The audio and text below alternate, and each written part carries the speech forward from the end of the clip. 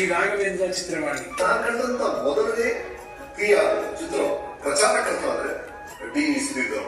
ನನಗೆ ಸುಧೀರ್ ಅವರು ನಾವು ಇಂಡಸ್ಟ್ರಿ ಬಂದಾಗಿಂದ ನನಗೆ ನಾನು ಆಕ್ಟ್ ಮಾಡಕ್ಕೆ ಶುರು ಮಾಡಿದ ಅವಾಗಿದ್ದ ನನಗೆ ತುಂಬಾ ಒಂದು ಆತ್ಮೀಯರು. ನಾನು ಈ ಚಿತ್ರರಂಗಕ್ಕೆ ಬಂದಂತಹ ಸಂದರ್ಭದಲ್ಲಿ ಅವರು ಕೂಡ ಹೆಚ್ಚು ಕಡಿಮೆ ನನ್ನ ಜೊತೆಯಲ್ಲೇ ಈ ಚಿತ್ರವಾಣಿ ಸಂಸ್ಥೆಯನ್ನ ಪ್ರಾರಂಭಿಸಿದರು.